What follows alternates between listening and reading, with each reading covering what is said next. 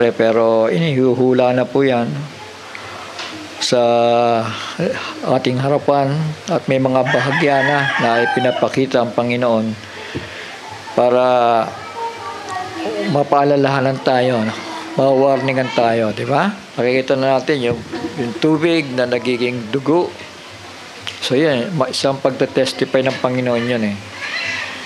Di ba? Sa iba't ibang bansa na nakikita ba ninyo, hindi edited yun kasi iba-ibang angle, tsaka pag edited yun, magbabago lahat ng kulay, pero hindi. Yung talagang kita natin yung video na buhay. So yun, yung pagtupok ng Panginoon ng apoy sa lupang ito, mga anak. So mangyayari yan.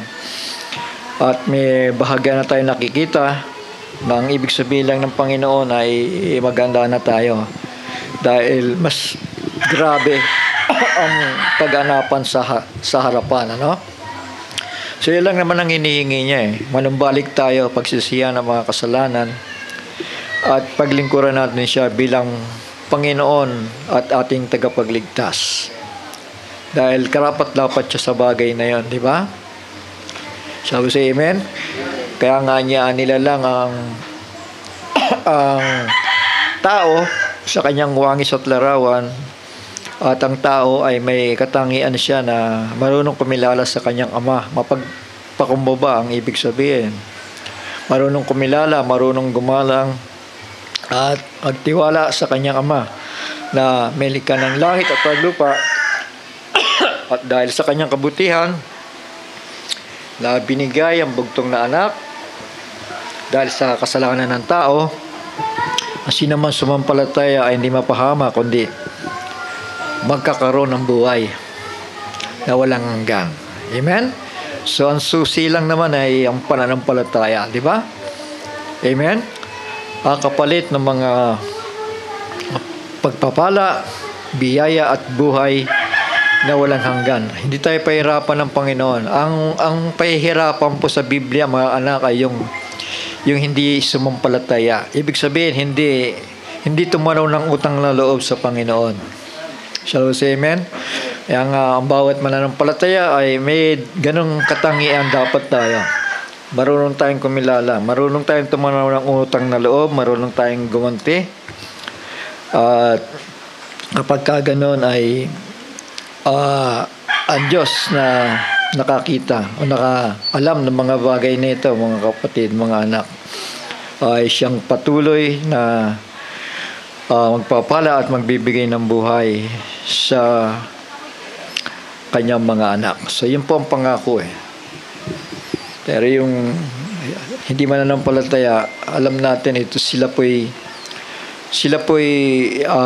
dumanas ng hanggang ikalawang kamatayan, ano? Shall we say amen? Yung pagpapahirap po doon sa lake of fire. Kaya nakakatakot. Hindi na po biro-biro ang banal na aklat dahil ito po'y nakahayag na sa mga tao. No? Hindi na sekreto eh. Pinapakita na ng Panginoon upang makatiyak sila na ito yung bagay na dapat nating paghandaan. Ito yung bagay na dapat nating seryosohin sa buhay natin at hindi po yung mga bagay na lilipas. Ano? Lahat ng bagay, sabi ng Panginoon, lilipas yan. Pero yung kanyang salita, yung kanyang mga pangako, yung kanyang mga plano para sa atin ay hindi po yan lilipas. Tama po? So, manalangin muna tayo, baka magtuloy-tuloy ako magsalita, mga anak. Ama namin, banal at makapangyarihan sa lahat, muli minsan pa, salamat sa oras na ito na ipinagkaloob mo sa bawat isa sa amin upang patuloy na kami po ay mag-aralan at magbulay sa iyong mga salita sapagkat ito po ay kaligtasan at salita na magmamolde sa amin at maghahanda sa amin lalo na sa malapit naman ng pagparito, Panginoon, upang bigyan kami ng pananampalataya, pag-agaw upang kami mailigtas mo sa kamay ng Antikristo na siya maghahari sa lupang ito sa panahong iyong Panginoon. Naway mangyari ang kalooban mo, Panginoon, at kami po'y nagpapakumbaba sa harapan mo. Pagharian mo po kami. Ibaba mo po ang aming mga puso at naway kilalanin ka namin at tuparin ang mga nais mo na aming gagawin, Panginoon, upang kami kaluguran mo, Panginoon, at maging katanggap-tanggap sa iyong harapan. Muli, humihingi kami ng awa, humihingi kami ng patawad. Panginoon, tulungan mo kami sa aming mga kahinaan. At pagharian mo kami sa oras nito, Panginoon, na naway patuloy at patuloy ang pagpapalang espiritual sa pagkain ng aming kaluluwa ay ipagkaloob mo sa bawat isa sa amin, sa pangalan ng aming manunubos na si Yahushua, ang aming Mesaya, ang banal ni Israel. Salamat po. Amen. Shall we say amen? So maraming nakakilala na, no? Yahshua, Y-A-H, yan ang spelling, no? Y-A-H, Shua, S-H-U-A, meaning siya. O ginamit nila unang translation kasi Yahweh, mas malapit, ano, pero Yah lang po yung ang ano doon, transliterate, may silent, ano, Yah. Kaya nga sa panahon ng Church Ages ay Yah ang ginamit, ano? Hallelujah. Shall we say amen?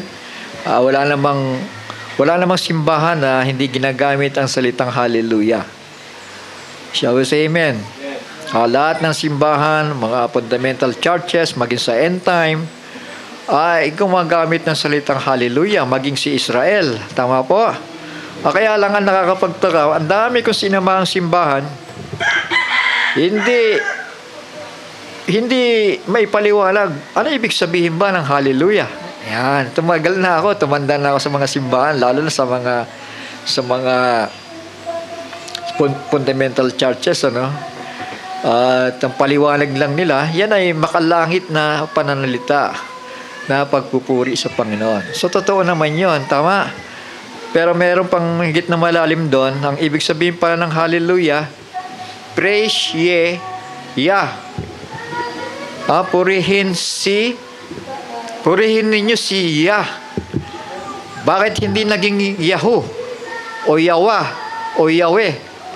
Dahil wala naman tayo marinig sa mga churches na Hallelujah we. Tama ba ako? Wala namang Hallelujah Jehovah. Wala namang ganun sa mga simbahan. Tama ba? O Hallelujah ho. Wala naman Pero yung Hallelujah, common na common po yan. Dahil sabi ng Panginoon, hindi ko iwawala sa akin ang aking kapurihan. Tama?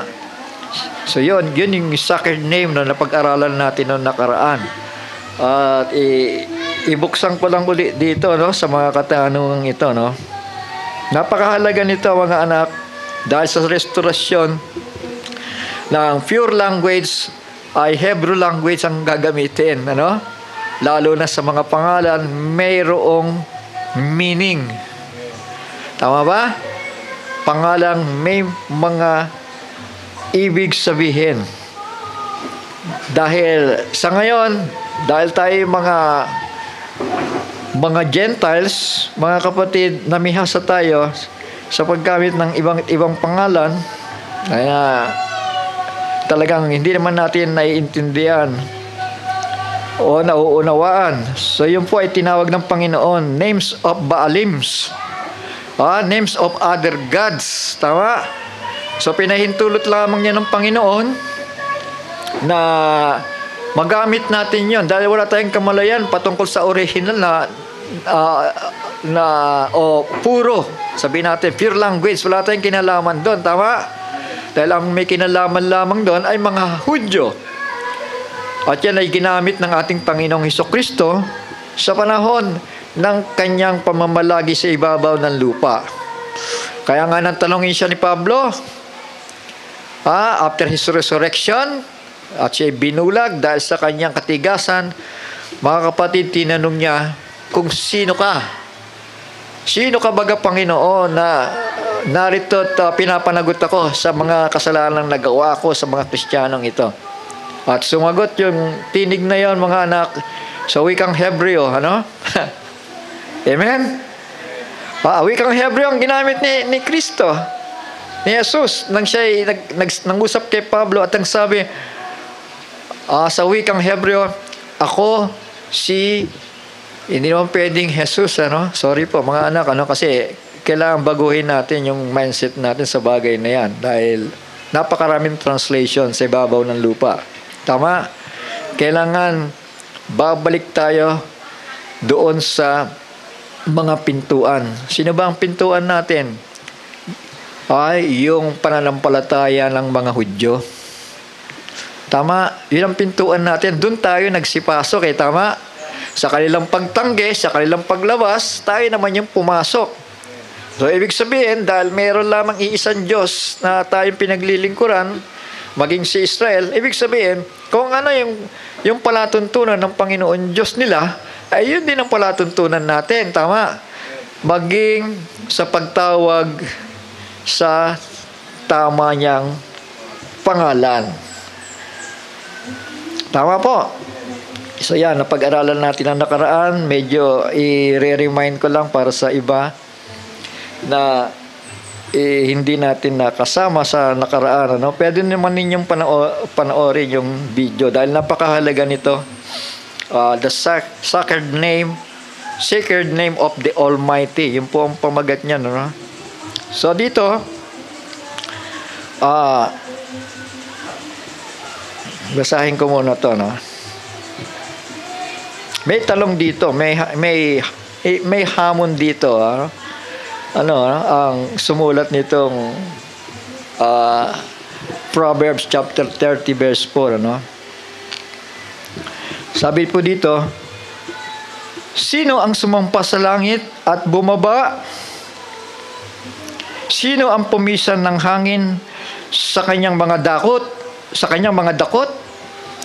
Sino nagtali ng tubig sa kanyang kasuotan? Sinong nagtatag ng lahat ng mga wakas ng lupa? Walang iba, mga kapatid, kundi ang manlilikha ang tinutukoy dito. Tama? May tanong ngayon, ano ang kanyang pangalan? At ano ang pangalan ng kanyang anak? Kung inyong nalalaman. So may hamon ito, mga anak. Ibig sabihin, kung totoo bang pigpahayagan ka ng iyong Panginoon? Alam mo ba? Yan ang tanong di ba? Dahil alam natin, kapag sa banal na aklat ay wala kang kamalay-malay, mga anak, mga kapatid, ibig sabihin hindi para sa iyo ang mabubuting bagay ng Diyos. Tama? Pero kung ito'y naunawaan mo at nagkaroon ka ng interest at sinikap mong saliksikin ito, mga anak, alamin, then tatawagin kang mapalad at anak ng kataas-taasan. Dahil sabi nga, my sheep hear my voice and they follow me. Tama? Sumusunod tayo sa tinig ng ating manlilikha, ng ating Panginoon. So ito ay tanong Alam nyo, hindi isinulat ito para palakpasin lang sa kaisipan natin. Napakahalaga ng pangalan. Shall we say amen? Anong sabi ni Yahushua o ni Jesus sa Greek? Jesus pala ay English form na yun, Jesus sa Greek, Jesus sa English. Dahil babalik tayo sa original, Yahshua.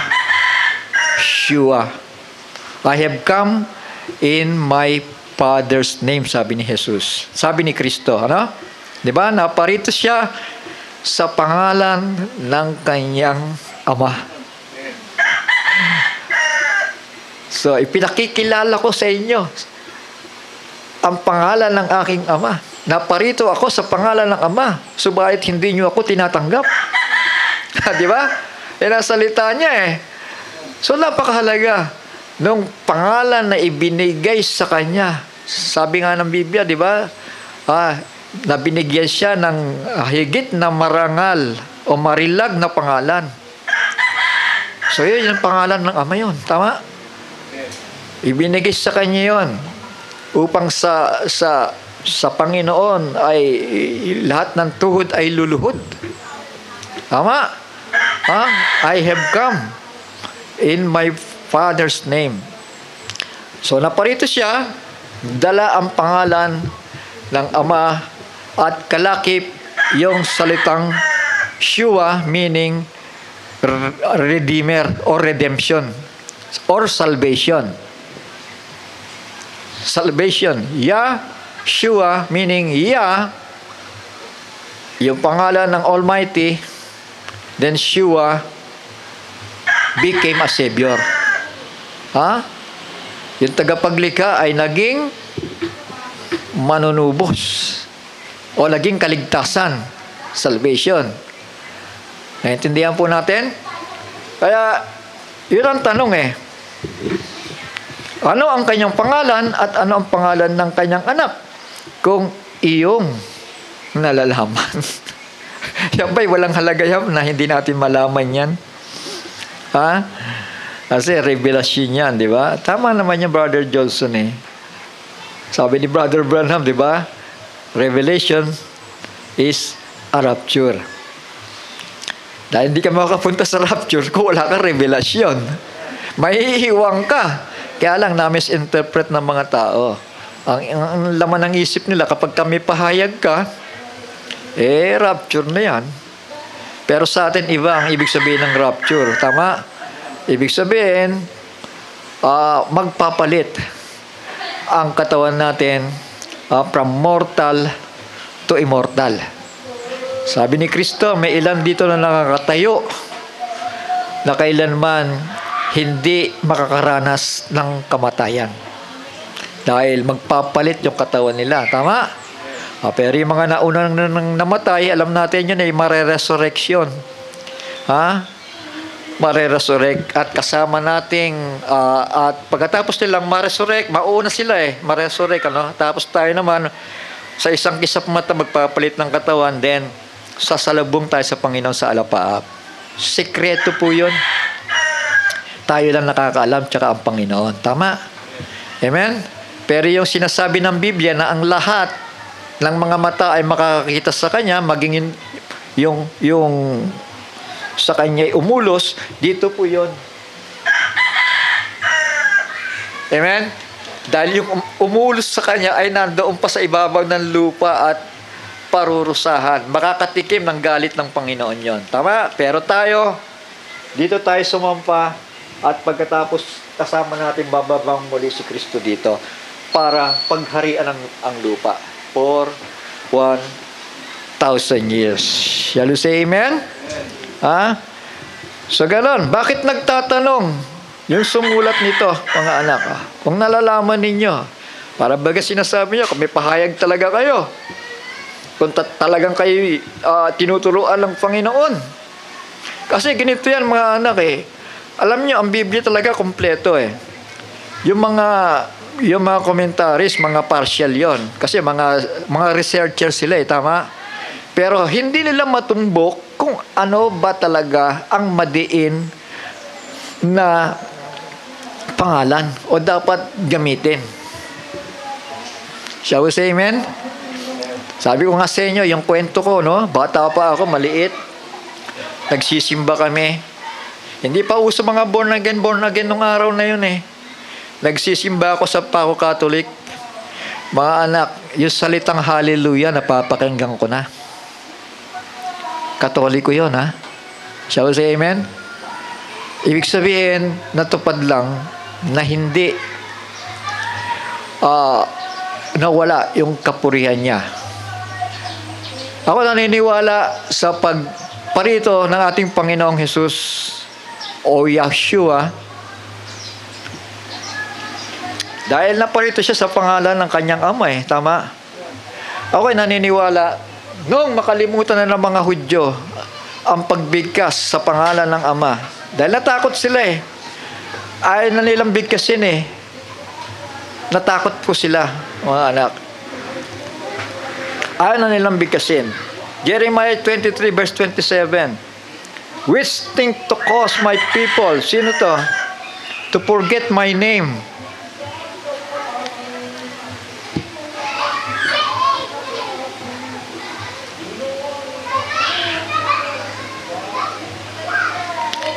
By their dreams, which they tell every man to his neighbors, as their fathers have forgotten my name for Baal. Sino may kagagawa nito na makalimutan ng mga Israelita ang pangalan niya? Sa 26, umatras lang tayo. How long shall this be in the heart of the prophets that prophecy lies? Mga sinungaling na propeta, yan ang may mga kagagawa nito. Yeah, they are the prophets of the deceit of their own heart, which think to cause my people, Israel, to forget my name. By their dreams, which they tell every man to his neighbor, as their fathers have forgotten my name for Baal. Yan, nananaginip daw sila. Ito ang pangalan ng ating Diyos na sinasamba. Mga kapatid, nakalimutan nila yung tamang pangalan. Ayaw na nilang bigkasin yung pangalan. Tama? Tapos, amen? Natakot na sila doon sa banal na pangalan, mga kapatid. Kaya, gumamit na sila ng names of Baalim. Names of Baalim. Ibig sabihin, iba-ibang pangalan. Iba-ibang Diyos na ginagamit nila, ini-apply nila doon sa Almighty One. Pero tandaan po natin, maging ang Diyos may pangalan siya, proper name. Ano yung talagang pangalan niya? Alam ba natin yon? What is His name? What is His Son's name? If thou can tell. Ngayon, ito si Jeremiah, sumulat siya, nag-prophesy, nagalit na darating para sa Israel, mga anak, mga kapatid. Humulang hula siya ng pagka-alipin ng bayang ito. Dahil nga dito, which think to cause my people, dahil sa mga propeta na yun, no? To cause my people to forget my name. Ayan. So, mahalaga ba ang pangalan niya? Mahalaga eh. By their dreams, which they tell every man to his neighbor, as their fathers have forgotten my name, for Baal. Diyos-Diyosan. Shall we say amen? Alam natin, di ba, ang mga Baalim, mga Diyos-Diyosan ito na sinasamba ni Israel. Kaya nga during the time of Elijah, nakipag-contest siya, di ba? Shall we say amen? Nagbabasa ba kayo ng Biblia nyo? Nakipag-contest siya doon sa mga follower ni Baal. At mga kapatid, dahil nasumpungan ng mga sinungaling sila at patay yung kanilang Diyos, dahil hindi sinagot ng Panginoon yung kanilang panalangin, instantly, no? Yung panalangin ni Baal, ni Elijah, bumaba ang apoy at tinupok yung kanyang handog, yung kanyang hain. Patunay na ang Diyos ni Elijah, English ay Elijah, pero sa tamang pagbigkas ay Eliya. Lagi nakakabit yung salitang iya. Tama? Dahil sabi nga ang lahat daw ng nilikha sa langit at sa lupa ay kumukuha sa kanya ng pangalan. Shall we say amen? Kumukuha sa kanya. May meaning ang ibig sabihin, may meaning yung kanyang pangalan. May ibig sabihin yon. Powerful yung kanyang pangalan. Yan, di na tayo magtataka mga kapatid. Tignan niyo na lang yung mga karatista di ba? Kasi kapag sila'y bumibuelo at tumotodo, maririnig niyo yung salita, yeah! Hindi ba? Bakit hindi? Wah, bakit hindi yeah? Bakit hindi? Bakit hindi? Kung ano-anong pananalita, bakit pag pumipersa ang tao, yung salitang yan nandoon, Power di ba? So yun ang sinasabi to sa Psalms chapter 68 verse 4. His name is Yah. Tama? Short form for Yahweh. Kasi nakagis na natin, doon tayo nakabasa ng Biblia, meron ng salitang Yahweh, di ba? Pero merong nagtatranslate talaga, Yah, ang kanilang ginagamit. Tama? Shall we say amen? Pero bakit walang mga simbahan na gumagamit ng salitang Yah? Na nagsasabi, yan ang kanyang pangalan. Pero kapag umaawit na sila ng mga salmo at nagpupuri sa Panginoon, ginagamit nila yung salitang hale, meaning purihin, di ba? Sambahin. Sino? Siya. Yan ang ibig sabihin ng hallelujah. Tama? Ang ibig sabihin lang mga kapatid, kahit sinong tao magbasa ng Biblia, hindi niya yan maiintindihan maliban na pagpahayagan siya ng Diyos. Tama? Kasi bubukol sa puso niya, sa isipan niya, magre-research siya, aalamin niya, magtatanong siya sa Panginoon di ba? Shall we say amen? I have come in my Father's name, sabi ni Yahushua. So ibig sabihin, sa panahon niya ay nahayag kung ano ang pangalan ng Ama. Na dito sa panahon ni Jeremiah at sa panahon ng captivity, hindi nila na binabanggit hanggang sa makalimutan nila. Tama? Shall we say amen? Pero pagdating ni Yahushua, si Jesus Christ, mga kapatid, yung Christ yung Jesus Christ English form yun, mga anak, Hindi naman tayo nagiging dogmatic yan pagdating sa salvation. Pero habang natututo tayo, paglago yun.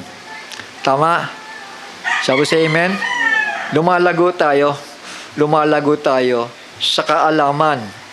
Pero pagdating sa salvation, meron nagbautismo sa pangalan ng Panginoong Hesukristo, pero ang isipan mo ay kung sino siya, walang iba, kung hindi nabayubay sa cross, may power yon. Shall we say amen? Tinatanggap yon. Dahil may tamang panahon para i-restore ang pure language through the two prophets. Tama? Tayo'y pansamantala, mga kapatid, pinagpahayagan ng Panginoon para higit na lumalim tayo sa mga bagay na ito na ang sanlibutan hanggang ngayon ay bulag. Naintindihan natin? Si Brother Branham gumamit ng Jesus Christ. Si Brother Jackson, si Brother Amos gumamit niyan, mga kapatid. Pero habang kumahakbang tayo sa harapan, habang natututo tayo, mga anak, I have come in my Father's name. Ibig sabihin, hawig sila ng pangalan o iisa sila ng pangalan. Tama? Shua, yun ay meaning salvation. Yun ay yung kanyang sabihin na nating kakayahan para iligtas tayo. Attributes niya yun. Ikinabit sa pangalan ng kanyang Ama. Shall we say amen? So mahalaga ba yung sacred name? Acts 26 verse 15. Ulitin ko lang ito,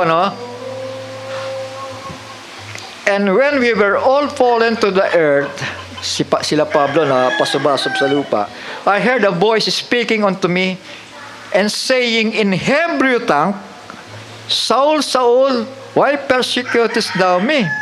It is hard for thee to kick against the pricks. And he said, Who art thou?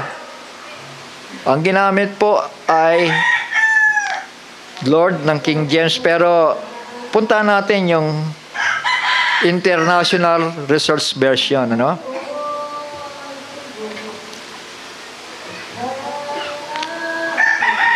Shaul, Shaul, why do you persecute me? It is hard for you to kick against the prods. And I said, who are you? Oh, master. So, master, ano? Yung Lord is my master. And he said, I am, hindi maintindihan. Hebrew form. Na in-interpret nila, Jesus. Jesus. Pero Hebrew form yun eh. Wala pa namang letter J sa panahon ng mga alagad. Tama? Ang letter J ay nag-appear lamang 14th or 15th century. Kaya nga ginamit yung Jesus ng translator ng King James. Tama? Shall we say amen?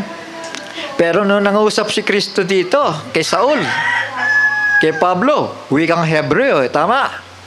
At sinabi niya, I am Yahushua. Yan po ang pagkakabasa doon. Whom you persecute. But rise up and stand on your feet, for I have appeared to you for this purpose. May layunin si Kristo kay Pablo. Tama, bilang apostoles ng mga hintil. Apostoles natin siya eh. Writing apostle. To appoint you a servant and a witness both of what you saw and of those which I shall reveal to you. So, unang-unang ni-reveal sa kanya yung pangalan eh. Shall we say amen? Kasi nagtanong siya eh. Sino ka baga? Panginoon. Who are you? Master. Yan ang pagkakasabi niya. Di sumagot ngayon, I am Yahushua, whom you persecute. Hindi ba? Si Pablo ang nagpe-persecute sa mga early Christians sa panahon na yan. Mga kapatid, pero yung pagkatawag ng Panginoon, hindi nagbago sa kanya. Tama? Kaya sabi nga niya, kay Ananias na ayaw patungan ng kamay si Pablo, sabi ng Panginoon, siya'y sisidlang pinili ko para ipangaral ang aking mga salita sa mga hintil. Shall we say amen? Abay, may purpose na pala sa atin ang Panginoon na may lalang ng langit at ng lupa. May purpose na pala ng kaligtasan. Sabi dito, dapat magbangon ka at ikaw ay tumindig sa iyong mga paa. Si Pablo po yun. Sapagkat dahil dito napakita ko sa iyo upang ihalal kitang ministro at saksi din naman ng mga bagay na nakita mo sa akin at ang mga bagay na pagpapakitaan ko sa iyo na ililigtas kita sa bayan at sa mga hintil na sa kanila'y sinusugo kita. Ayun. Yun ang pagkatawag ni Pablo, di ba? So unang tanong sa sagot, ako'y si Yahushua ang iyong pinag-uusig. Hindi pa letter J yan. Ulitin ko lang mga anak, wala pang letter G sa panahon na yan. Kaya hindi Jesus ang ginamit. Tama? Kundi Yahushua.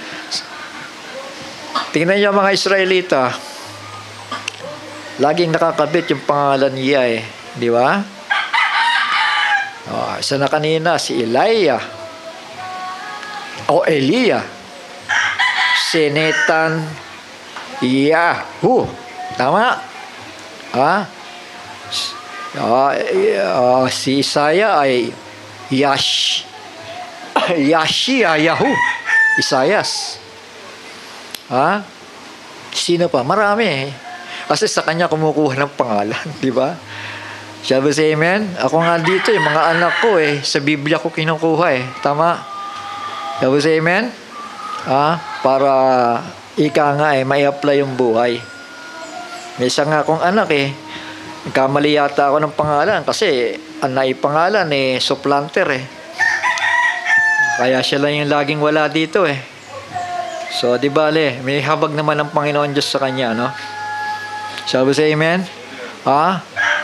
Kung si Jacob nga na supplanter inibig ng Panginoon, tama? Jacob I love, Esau I hate. Abay, kahit pala supplanter niya si Jacob mahal pala ng Panginoon yan. Tama? So mga anak, mga kapatid, maging si Pablo, ang turing niya sa sarili niya, ako yung pinakamakasalanan sa lahat ng tao dahil ipinapapatay ko ang mga Kristiyano. Sabi niya, no? Di ba? Kaya nagdududa siya Nagdududa ang mga tao sa kanya, ang mga alagad, na ito ba'y tinawag para mangaral ng Ebanghelyo? Pero pinilit ng Panginoon Diyos si Ananias, patungan mo siya ng kamay. Dahil siya'y pili kong sisidlan.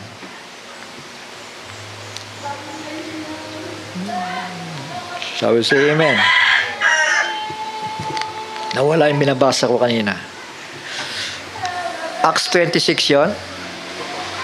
Susundan niyo ba ako?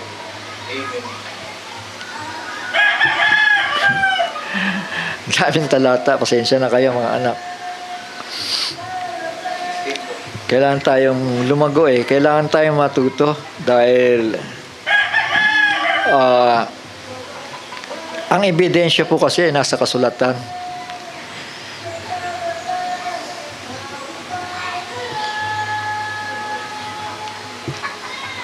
Ayan. Sabi dito sa 16, but rise and stand upon thy feet, for I have appeared unto thee for this purpose, to make thee a minister and witness both of these things which thou hast seen, and of those things in the which I will appear unto thee, delivering thee from the people and from the Gentiles, unto whom now I send thee. Nasa kanila'y sinusugo kita. Ayan, si Pablo, sinugo para po sa atin. At si Pablo ang nakarinig ng pangalan ng tagapagligtas. Shall we say amen? Anong pangalan na ginamit? Yahushua. Di ba? Kaya nga ang mga Hudyo Israel, ang tawag sa kanya si Yahushua tama? Si Kristo yun. Amen? Kaya lang, pag pinasulat mo, ginagawa nilang yung A parang nawawala yung glory, di ba? Kasi ang tamang spelling talaga doon ay Yah. Hallelujah. Ngayon, ang Katolicismo naman, ginawa namang Hallelujah. Di ba? Pero yung pagbasa, still bumabalik pa rin ang kapurihan sa ating Panginoon tagapaglikha. Tama? His name is Yah. Shall we say amen? Praise the Lord. Nagka-problema yan dahil sa translators. Yung pangalan na yan ay dahil ayaw na nilang gamitin yung banal na pangalan, ginawa na lang nilang Lord, na sa wikang Hebreo ay Adonai. So, ibig sabihin, instead na Iya ang gamitin, pinalitan nila ng Adonai. Dahil ayaw na nilang banggitin hanggang sa nakalimutan nila. Sabi ni Isaias, tama? Sabi sa amen?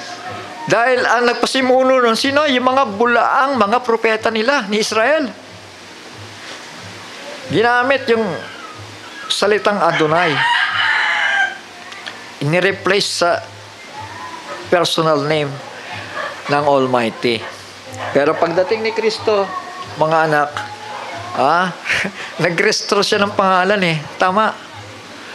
I have come in my Father's name. Sabi sa amen. Di nagsimula na nagsalita si Pablo. Siya'y binigyan ng higit na mataas na pangalan at sa pangalan ni Yahushua ang lahat ng tuhod ay luluhod. Sinundan ni Pablo, tama? Ngayon, nung sinundan ni John, after the death of Paul, tingnan natin sa Book of Revelation, mga anak. Hindi nawawala eh.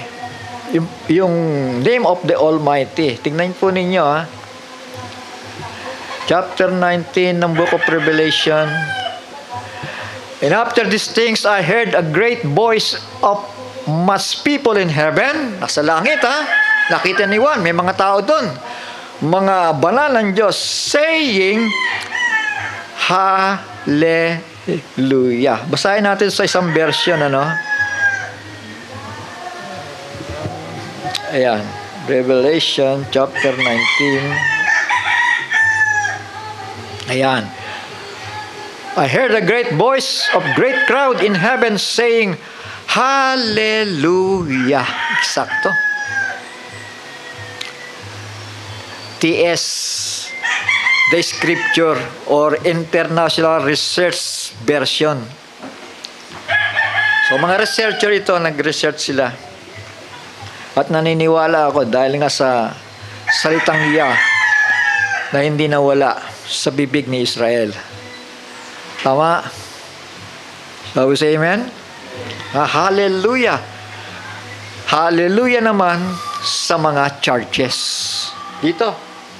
Mula dito. Yung Revelation po ang sumulat si Juan. Ulitin ko lang, Tama ba? Apostol John, tama? At narinig niya. May pinakita sa kanya at may mga narinig siya. I heard a loud voice of great crowd in heaven saying, Hallelujah. Hindi naman hallelujah ho Hindi naman hallelujah Hindi naman hallelujah. Hindi naman hallelujah Jehovah. Hindi naman ganun Pero bakit lumito yung mga ganong aral? Tama? Sabi sa amen? Tama ba? Iba-ibang simbahan. Hallelujah. Yung iba naman, Jehovah. Yung iba naman, Yahoo. Yung Yahoo, medyo pwede mo pang idoktok kasi because of dialect di ba? May 3 dialect ang mga Hudyo. Pero dito, klaro. Hallelujah, deliverance and esteem and respect and power to, eto na ngayon, tetragrammaton na hindi mabasa-basa ng mga tao. Nilagay niya doon, Mga kapatid, name of the Almighty. Ba? Nakikita ba ninyo yun?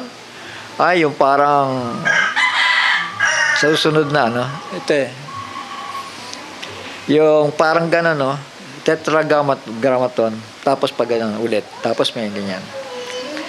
Na ang basa nila daw ay Yahweh, Pero, mga kapatid, paiksiin nyo pa. Yah, dahil yun ang tamang pagbigkas. Yah, our Elohim, ang makapangyarihan sa lahat. Because true and righteous are His judgments, because He has judged the great whore, who corrupted the earth with her whoring. Yung great whore, yung RCC, yung mother of harlots. And He has avenged on her blood, on her the blood of His servants and shed by her. And A second time they said, Hallelujah. Inulit-ulit to mga anak na nagpupuri sa makapangyarihan sa lahat. Hello, say amen. Ito, ituloy ko lang para makita pa natin yung iba pang detalye dito. And her smoke rises up forever and ever. And the 20 elders, yung mga kaluluwa nung 24 elders na ito, 12 patriarchs and the 12 apostles, the 24 elders and the 4 living creatures, the 20 and the 24 elders and the 4 living creatures, yung mga mananampalataya po yun, at yung mga angelic being, fell down and worship Elohim, yung makapangyarihan sa lahat, who sat on the throne, saying, Amen, Hallelujah. So, ginamit na yung salitang Amen. Amen. Hallelujah. Ginamit na. And a voice came from the throne saying, Praise. Ayun. Purihin. English na ang ginamit nung translator. Praise our Elohim. All you, His servants, and those who fear Him, both small and great. And I heard as a voice of great crowd, as a sound of many waters, and as a sound of mighty thunders. Mga boses ng mga tao yon, at ng mga anghel, saying, Hallelujah. Amen? For Yah, El Shaddai, alam natin ang ibig sabihin ng El Shaddai, di ba? The God who is more than enough. Tama? Yah, hallelujah, for Yah, El Shaddai reigns. Let us be glad and rejoice and give Him praise, for the marriage of the Lamb has come, and His wife prepared herself. Ito, dito yun. Naghahanda tayo dito. Shall we say amen? Naghahanda tayo para sumalubong doon sa alapaap dito. Dito yung gera ng Middle East. Dito tayo. Sasampa. Susunduin tayo ng Panginoon. Maliwanag po. Mga anak. Let us be glad and rejoice and give Him praise. So napakahalaga yung pagpupuri, di ba? Kaya ang ibig sabihin nga, hallelujah, meaning praise ye. Praise siya. Purihin siya. Tama? Shall we say amen? Give Him praise, for the marriage of the Lamb has come. And His wife, sino yung wife? Tayo. Tayo po yung bridegroom na nag-iintay sa pagparito ng... tayo po yung bride pala. Nag-iintay sa pagparito ng bridegroom. Si Kristo. Tama? Amen? And to her it was given to be dressed in fine linen, clean and bright, for the fine linen is the righteous acts of the saints. And he said to me, Right, blessed are those who have been called to the marriage of the Lamb. And he said to me, These are the true sayings of Elohim. Mga anak, iyan ang kahalagahan. Di ba? Ibang nalalaman ang pangalan ng kanyang ama, ibang nalalaman ang pangalan ng kanyang anak. Bakit hinahamon tayo nung talata na yon? Tama? Dahil gusto tayong testingin di ba? Gusto niyang malaman kung talaga tayo mayroong revelasyon sa mga bagay na yan Tama po? Tinetesting tayo. Ngayon, kailangan ba nating malaman? Nagtatanong nga Sige nga, kung talagang may revelasyon ka, anong pangalan ng kanyang ama? Anong pangalan ng kanyang anak? Hindi naman natin pwede sabihin na, bahala na kung ano man. Di ba? Hindi naman pwedeng ganun nagtatanong nga ang Biblia Shall we say amen? So, papahalagahan mo ba yung mga tanong na yon? Kailangan grow in grace and in the knowledge of truth. Yan sinasabi ng banal na aklat, mga kapatid. Kailangan lumago tayo. Kailangan lumaki tayo. sa pangunawa. Tama? Wala nga naman letter J nung panahon ngayon eh. So, pansamantala, pinahintulot ng Panginoon yung mga bagay na yan. At siya ay pinakikinggan din naman tayo. Dahil wala tayong malay eh, di ba? Pero, sabi nga, sa panahon ng kamangmangan o kawalan ng, ang sabi doon?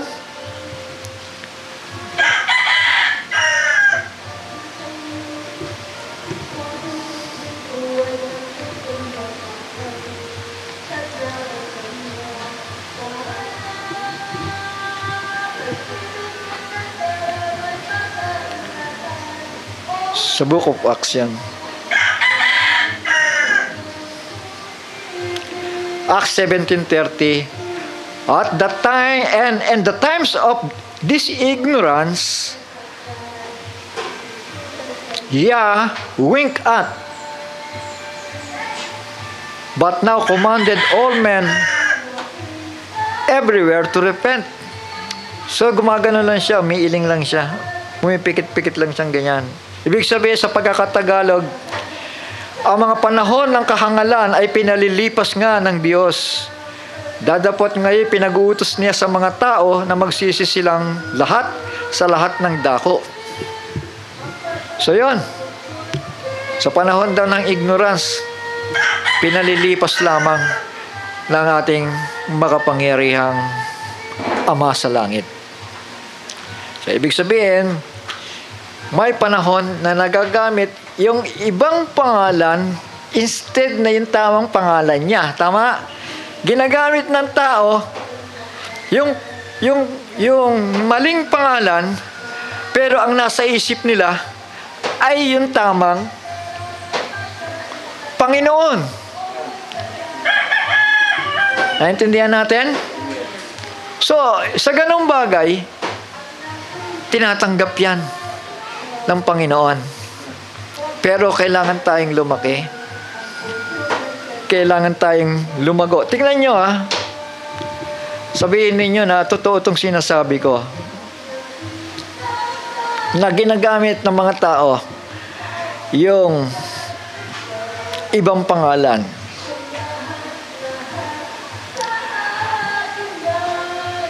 Hosea chapter 2 verse 16. It shall be at that day set, sa isang translation tayo Hosea 2:16.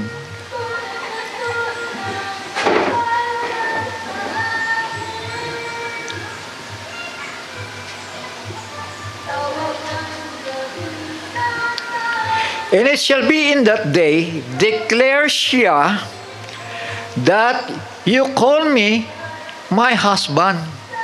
Saan yan? Dito. Di ba? Tama. Kasi siya yung bridegroom natin. Tama. Shall we say amen? Kaya ang tawag natin, sa panahon ng paghahari niya, kasama tayo, sabi ng Panginoon dito, in that day, declare siya that you call me my husband. Or is she? Ishi means my husband. And no longer call me Baal. Ibig sabihin yan, bakit sinabing ganon? Ibig sabihin, ang bride, dati palang ginagamit yung pangalan ni Baal para sa kanya. Naintindihan natin?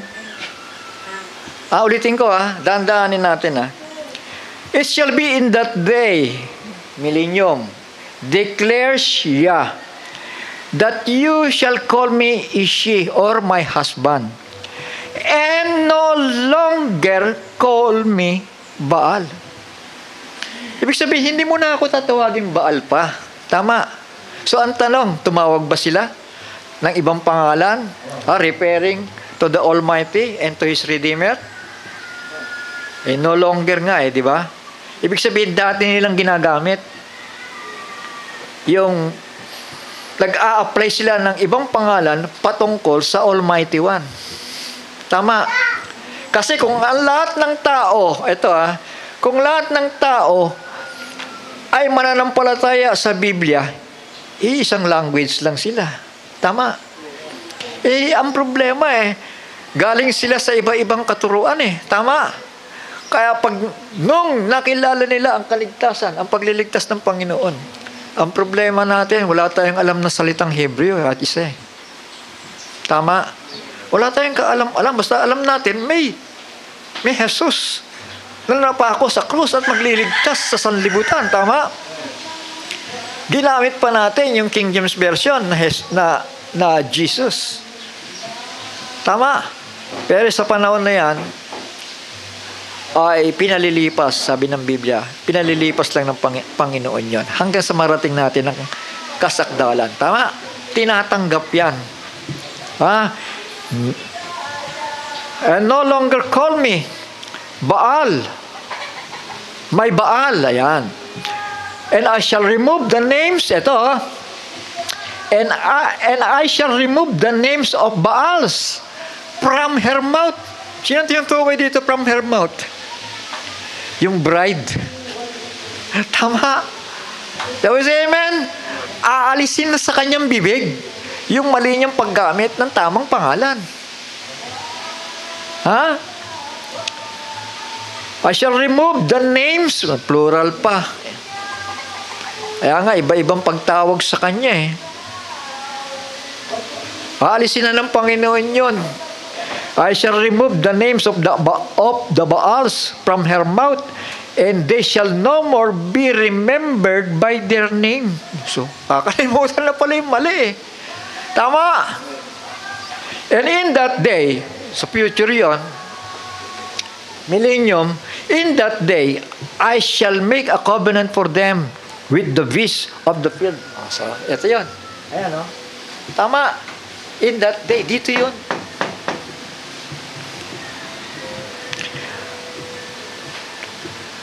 Beasts of the field, and with the birds of the heavens, and with the creeping creatures of the ground.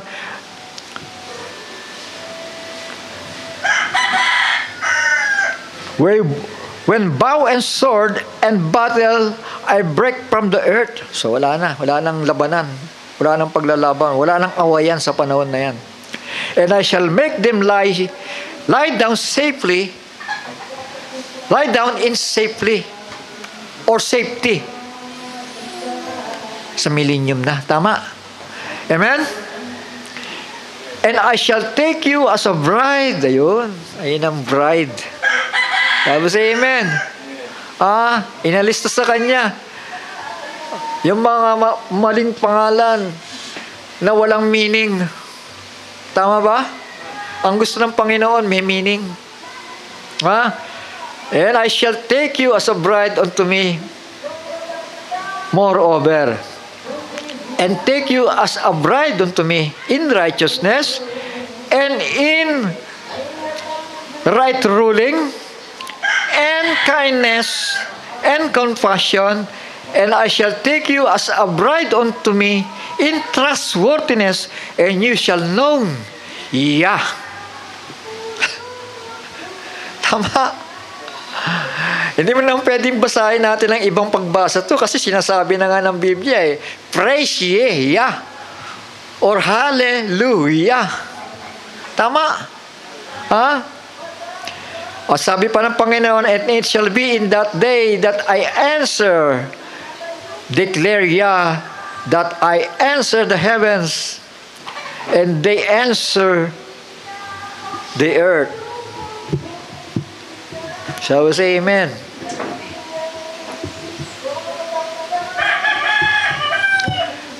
Exodus chapter 23 verse 13. Isa-isahin ko lang ito mga anak. Pagdaragdag ito. And in all things that I have said unto you, be circumcised and make no mention of the name of other gods. Neither let it be heard from thy mouth. Ayaw ng Panginoon yun Shall we say amen? Isaiah chapter 52 verse 6, therefore my people, Israel, shall know my name. Matatago ba? Malilihim ba yung pangalan niya?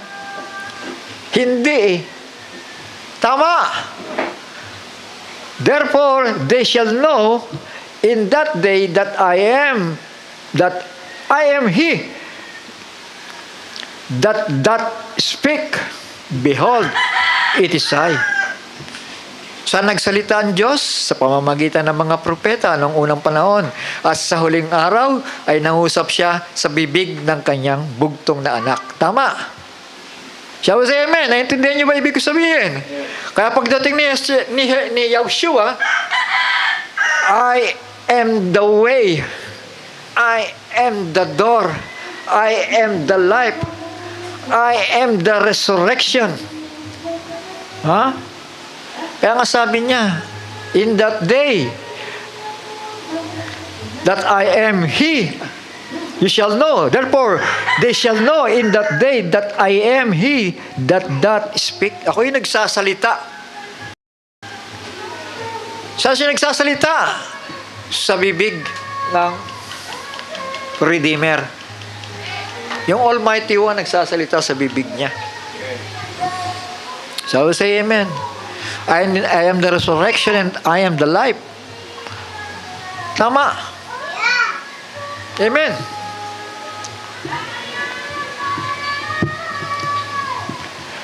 Revelation chapter 3 verse 12. Him that overcometh will I make a pillar in the temple. Sa isang version natin, gadang ginamit kasi dito eh. Miski ang mga Hudyo takot na takot gumamit ng gad eh. Alam niyo ba yun? Ang mga Hudyo, hindi ko magamit ng salitang God yan eh. Natatakot sila. Kaya ang ginagamit nila, My Elohim. My Mighty One. Naintindihan natin. Amen. Unti-unti lang natin. Ano yung talatang sinabi ko? Kalimutan ko.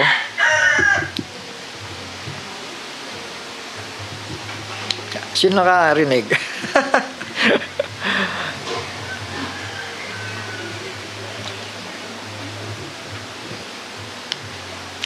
Ayan, Revelation 3:12.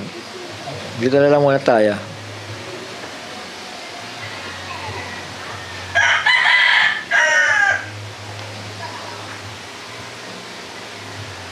Revelation 3:12. He who overcomes, I shall make him a supporting post in the dwelling place of my Elohim. So si Kristo, meron siyang kinikilalang mas makapangyarihan pa sa kanya. Tama? Sabi siya, amen. And he shall by no means go out. Saan yun? Sa New Jerusalem. And I shall write on him the name of my Elohim, and the name of the city of my Elohim. Yung name, hindi niya binigkas doon. Pero yung name of the city of my Elohim, the renewed Yerushalayim, or the New Jerusalem. Pero yung name of the Almighty, sabi niya, I shall write on him the name of my Elohim. Ilalagay daw dito yung pangalan na makapangyarihan sa lahat. Tama? At tandaan ninyo, base sa mga binasa natin kanina, yung Almighty One, siya, hindi nagpapalit ng pangalan. Shall we say amen? Shall we say amen?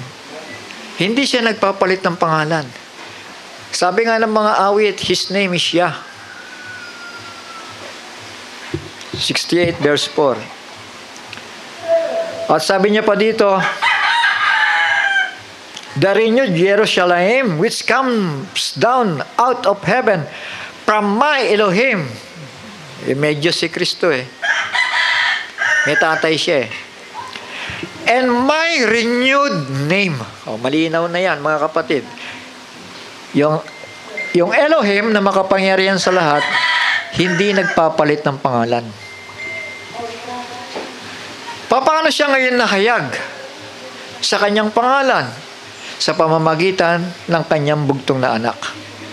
Tama. Di ba? Sabi ni Kristo, naparito ako para ipakilala ang Ama sa pangalan ng Ama.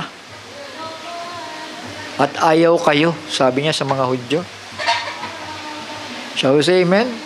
Naparito siya sa pangalan ng Ama. Naparito siya sa mga himala na gawa ng Ama. Naparito siya sa pangalan, sa mga salita ng Ama. Dahil sa mga salita ng Ama. Yun ang purpose niya, tama? Amen. Salita ng Ama, gawa ng Ama, pangalan ng Ama. Ibig sabihin, yung Mighty One na nasa kalangitan, nahayag sa pamamagitan niya. At may paiba-iba siyang pangalan sa pamamagitan nito. Tama? Dahil ito yung kapahayagan niya eh. Naintindihan ba natin? Ito yung kapahayagan niya. Yahshua. Meaning, Yah became salvation. Tama? Amen. At ano sabi niya? Sabi nasa natin kanina, may bago siyang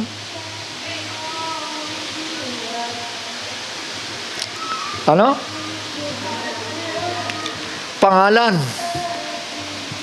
Tama. Sabi si amen. Makinig kayo kasi sayang naman ito, no? Para magtuloy-tuloy tayo. May bago siyang pangalan. Saan yan? Dito. Tama. Kasi tapos niya mag-redeem dito. Tapos niya mag-redeem dito. As a Lamb of God. Yahshua, di ba? Yah become salvation. Tama. So, say amen. Ngayon, nandito siya, naghahari na. May bago siyang pangalan. Hindi nga lang niya sinabi pa. Tama. Shall we say amen? Ngayon, kailan natin malalaman yung pangalan na bago na yon? After na ma-overcome natin ang buhay na ito. Naintindihan natin? Naintindihan? Ayan, lumalakas. Tingnan nyo dahan-dahanin ko He who overcomes, ayan. Sigurado na ba tayo? I shall make him a supporting force in the dwelling place of my Elohim. And he shall by no means go out, and I shall write on him the name of my Elohim, and the name of the city of my Elohim, the renewed Jerusalem, yung bagong Jerusalem. Ibig sabihin, pag sinabi natin New Jerusalem, it composed of every believers ito. Shall we say amen? Mga mananampalataya ito. Binubuo ang New Jerusalem na tinatawag ay binubuo ng mga mananampalataya ng ating Panginoon. Renewed Jerusalem, which come down out of heaven. You see, bumababa sila. Out of heaven from my Elohim, and my renewed name. May bago ba siyang pangalan? Sa millennium? Amen. May bago siyang pangalan. Tingnan nyo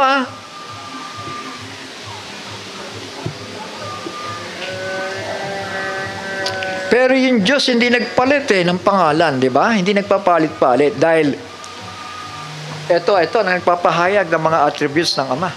Siya yun nagpapalit-palit dahil sa Kanya nag-glorify ang Ama Tama? Kaya makita natin yan. Punta muna tayo dito.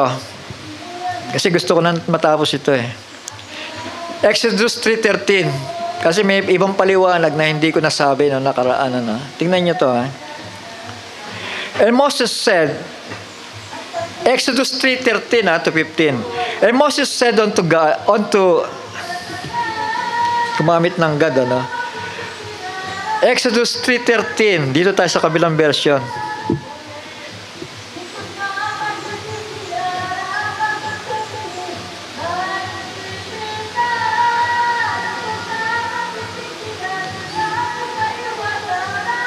Yan.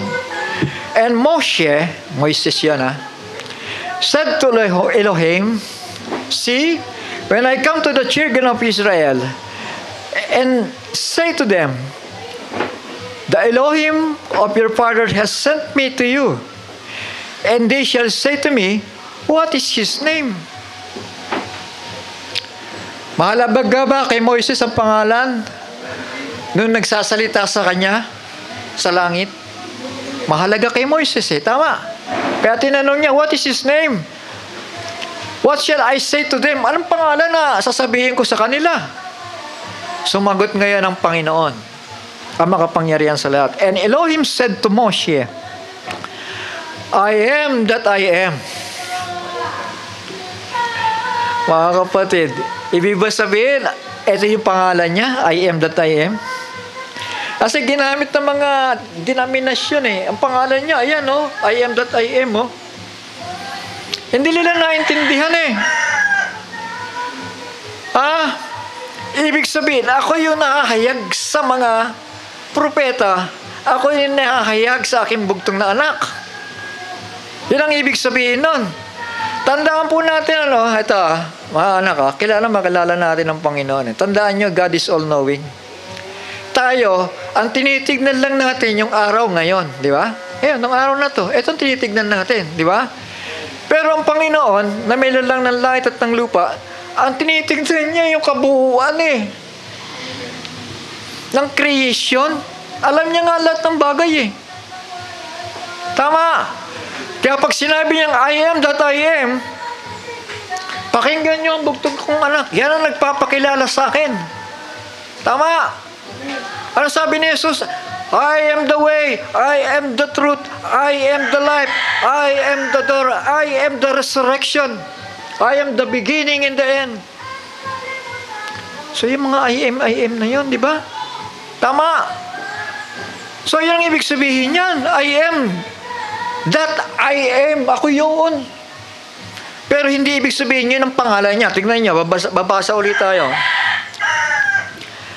What is his name and what shall I say to them? And Elohim said to Moshe, I am that which I am. And he said, thus you shall say to the children of Israel, I am has sent me to you. Ayan. Pagdating ni Moises, I am has sent me unto you. Naintindihan ba ni Moises yung ibig sabihin ng I am na yon? Hindi nga Kasi ang sa kanya, I am lang Hindi naintindihan ni Moises yan. Pero sa katuparan mga kapatid, ito ang nagpapatotoo. Ito yung I am. Ito yung magpapatotoo sa I am na yon. Dahil hindi naman nagpapalit ng pangalan ang makapangyarihan sa lahat. Tingnan nyo And Elohim, makapangyarihan sa lahat, said further to Moshe, thus you are to say to the children of Israel, ito na yung pangalan. Ito na yung pangalan. Elohim of your fathers, the Elohim of Abraham. Binanggit yung pangalan dito Yung tetragrammaton Hindi naman niya inulit I am which that I am. Hindi naman niya inulit yun Basta sinabi niya, I am that I am. Prophesy yun kay Kristo. Dahil maraming beses natin binasa. His name is Yah. Tapos mapapalitan mo ng I am. Mahihilo ang tao. Tama. Ang kailangan lang dito, revelasyon. So we say amen. I am that I am. Ito ang magpapahayag ng aking mga katangian.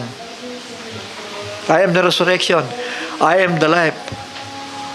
I am the Alpha and the Omega. The beginning and the end.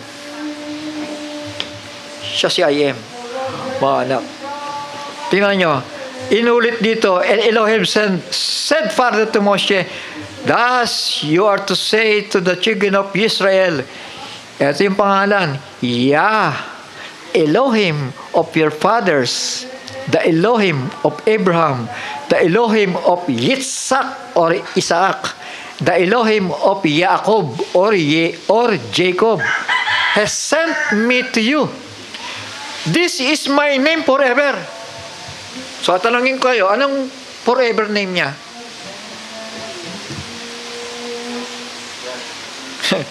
I am that I am ba? O yeah. Sinuktong na nga doon di ba? Ay, yeah, Elohim of your fathers. Sabi ng Panginoon Diyos, yeah, Elohim of your fathers, the Elohim of Abraham, the Elohim of Isaac, the Elohim of Jacob, has sent me to you. This is my name forever, and this is my remembrance to all generations. Tama. Ha? Yung tetragrammaton pa rin yung ginamit niya. Hindi yung I am that I am. Ngayon, pakinggan niyo yung mga denominational churches nagbubugbugan dito yan, linaw-linaw. Sabi ng Panginoon, ako nga. Di yun ang pangalan niya. Hindi nila naintindihan. Tama. Naintindihan ninyo?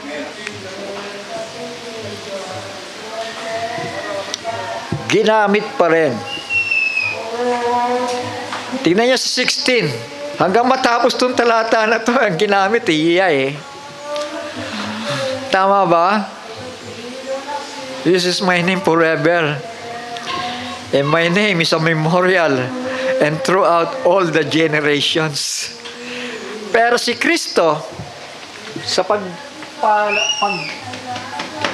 dating ng millennial age, mga kapatid, ito ngayon,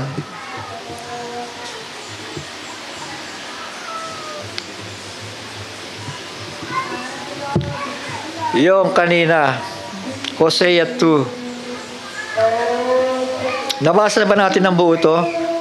Hosea 2:16. Gusto ko lang ulitin, para madiin na natin.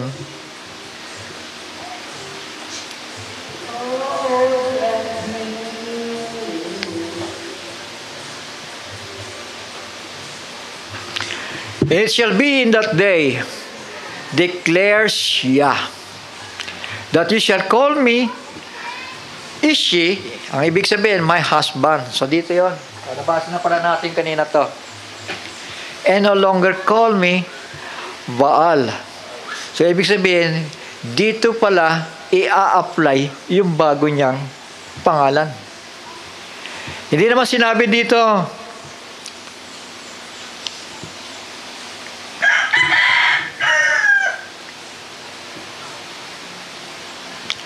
sabi dito, you shall call me my husband.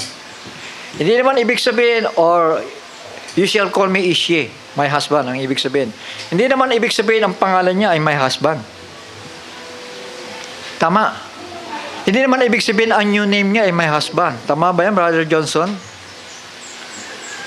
Kasi sabi dito, that you call me Ishi, or my husband, and no longer call me Baal.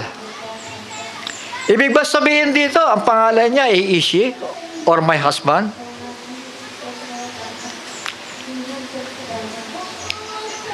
Ambaw, si Johnson, tatawagin siya ng Sister Ruth. My husband, di ba? Sister Ruth. Pero hindi pangalan ni Johnson ay my husband. Naintindihan natin?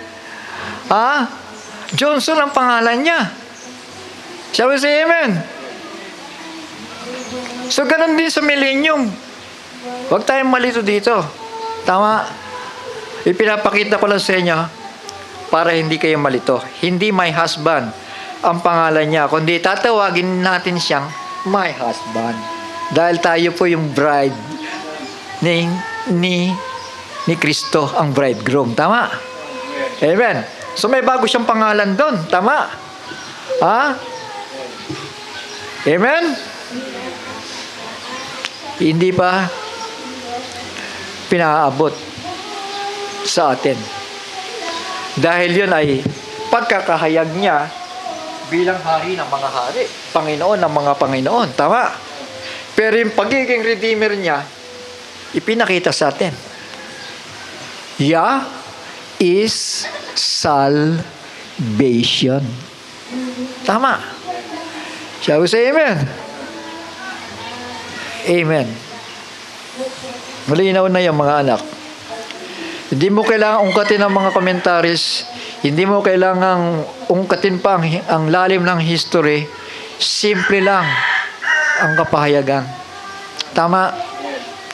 Dahil yung mensahe ko nung nakaraan, sa church ages, panahon ng Ephesus, Smyrna, Pergamos, Thyatira, Sardis, Philadelphia, Laodicea, ito yung panahon natin. Hindi nakalimutan ang pangalan niya. Tama. At totoo naman, di ba? Sa mga fundamental churches, hindi nawala yung hallelujah.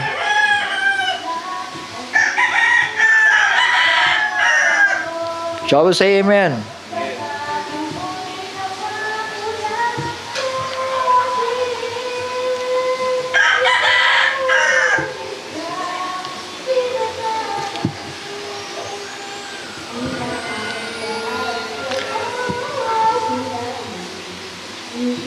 Ayan, Ephesians chapter 3 verse 15. Of whom the whole family in heaven and earth is named. Yung pangalan ng Ama yon.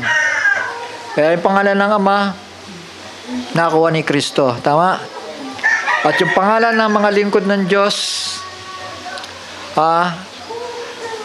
isa-isahin ko, ang dami. Hosea. Tignan nyo yun, Andali konti na lang po.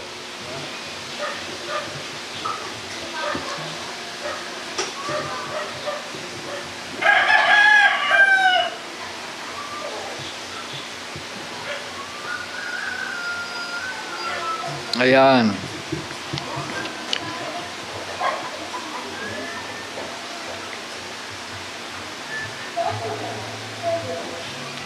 Ito yung mga pangalan, Aya. Yung Moraya pala ay Moria. Yung mga pangalan nila dito si Yatseel. Yatseel.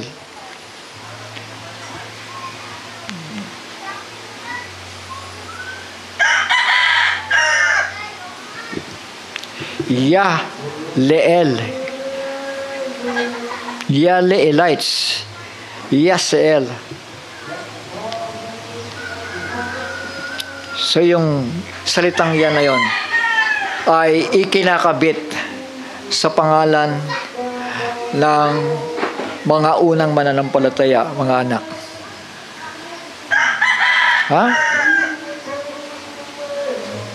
Ayun. Ang dami.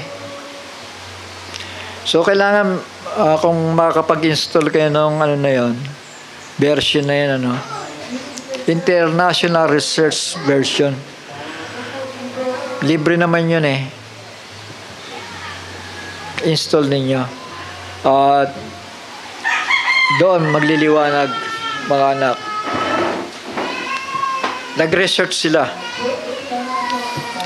Alang-alang sa katotohanan.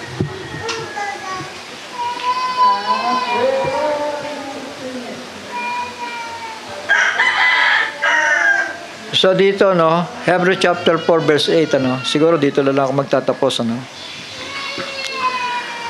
Ang pagkakasabi dito, ang pagkakagamit ay sa English ay Jesus. For if Jesus had given them rest, then would he not afterward have spoken of another day?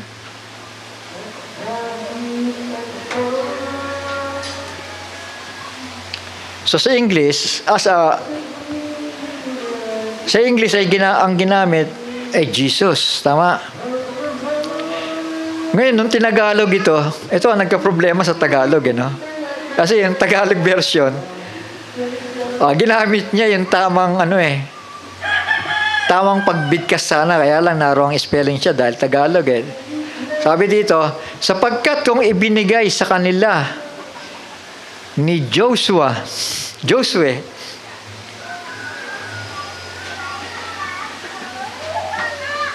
hindi yung anak ng pamunas.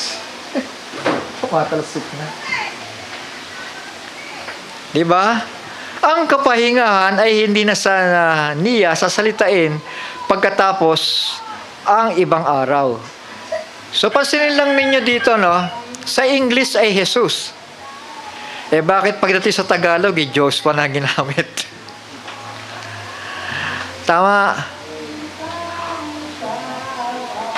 Pero pag binalikan mo ang Hebrew tank, ang ginamit po doon,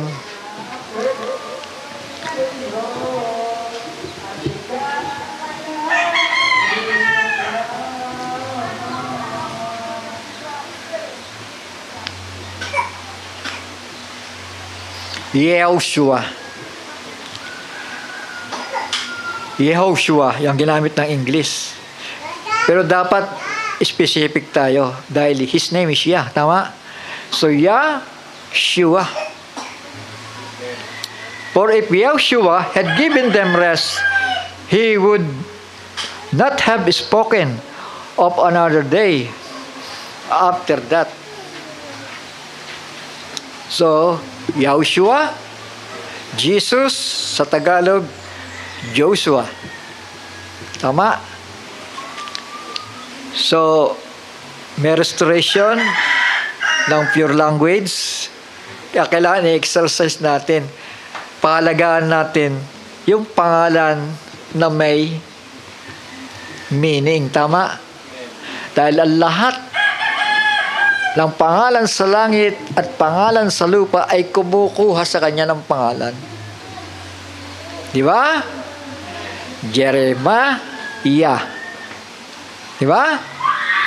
Jose, Amen. Kumukuha sa kanya ng pangalan. Kaya yan, yung hallelujah na yan. Hindi yan nawala. Hanggang sa kinagisnan na natin yan. Tama? Amen? Kaya lang, why San Diablo, ginawang hallelujah. Pero ang basa pa rin, hallelujah. Tama? Ay sabi nga, sa Church Ages, binasa ko na sa inyo yun, ano? Yung pangalan niya talagang hindi nilimot Ito, uli-huli na lang, para doon sa tape. Yung pangalan na yan sa Church Ages, mga kapatid, sinimulan ni Pablo. Nagpakilala kay Pablo, I am Yahushua, whom thou hast persecuted. Nagpakilala kay Pablo yun. Then, after the death of Paul, pumalits. Sino pumalits? Si John. Si John, nagpakita sa kanya. At may mga narinig si Juan. Nakita, narinig, di ba? Sa langit, na nagpupuri ang mga banal doon na nagsasabing hallelujah, hallelujah, hallelujah. Ibig sabihin, sa panahon ni Paul, sa panahon ni John, sa panahon ng mga alagad, papunta dito mga kapatid, hanggang naisulat ang Book of Revelation, hindi nawala yung pangalan na dapat purihin at sambahin. Tama? Amen. Hallelujah. His name is Yah. Ayan. Philadelphian Church Age. I know thy works, and behold, I have set before thee an open door, and no man can shut it. For thou hast a little strength, and hast kept my word, and hast not denied my name. Ayun. Nakapaloob pa rin yung pangalan doon. Di ba? Kasi pade-deny sa yung pangalan ng sinasamba mo di ba? Sabi dito, hindi niya i-deny. Revelation 3, verse 12. So, kanina, may bago siyang pangalan. So, yun, mga anak. Revelation 2:3, and has borne and has patience, and for my name's sake has labored and has not fainted. Dahil sa pangalan na yon na pinanghawakan nila at pinanindigan nila. Revelation 2:13, I know thy works, and where thou dwellest, even where Satan's seat is, and thou holdest fast my name. Pinanghawakan mo ang aking pangalan. Kasi kung wala namang pangalan, anong panghahawakan nila? Tama. Wala pa namang King James Version ng panahon na yan. Tama.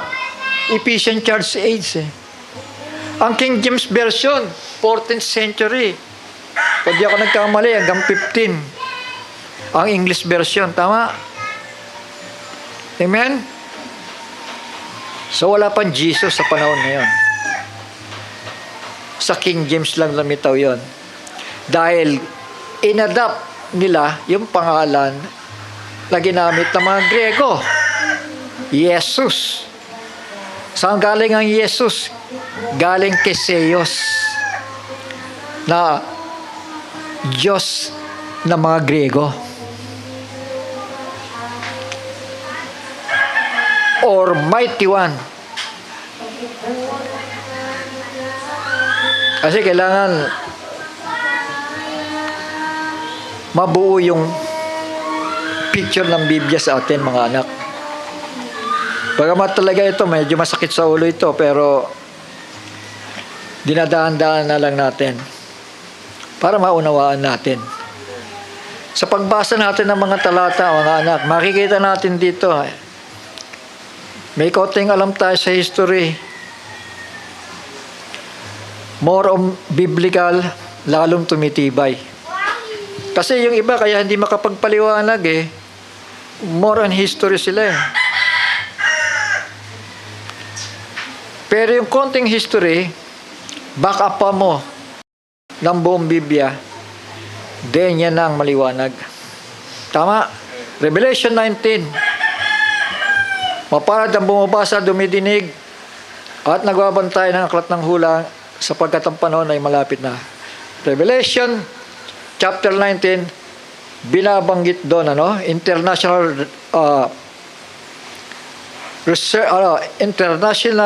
Research Version, the scripture, nandoon, kumpleto yung salitang hallelujah. Nag-research sila. Shall we say amen? Ngayon, yung iba,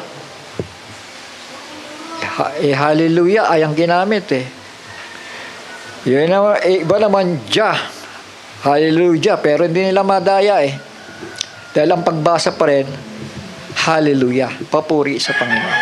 Tama? So, naintindihan natin, mga anak, mga kapatid, at lumago tayo sa kaalaman. Huwag tayong matakot pag-interpreta sa Biblia. Tama? Kasi, kung alam nga natin na yan ay revelasyon na galing sa Panginoon, kailangan maging matapang tayo. Dahil alam natin, Brother Johnson, di ba? Yung mga usapan nila, Brother Johnson, binabasa ko Hanggang ngayon, marami mga tumanda na sa pananampalataya. Basta i-focus lang sa nila. Doon sa papupuri. Doon hindi nawala ang pangalan na makapangyarihan sa lahat. Shall we say amen? Shall we say hallelujah? Hallelujah, hallelujah. Purihin siya. Purihin ang makapangyarihan sa lahat. So yun po ang ibig sabihin. Palakpakan po natin ang Panginoon. Tayo po yung magpasalamat sandali. Ama namin banal at makapangyarihan sa lahat, muli kami nagpapasalamat sa oras na ito, Panginoon, na muli na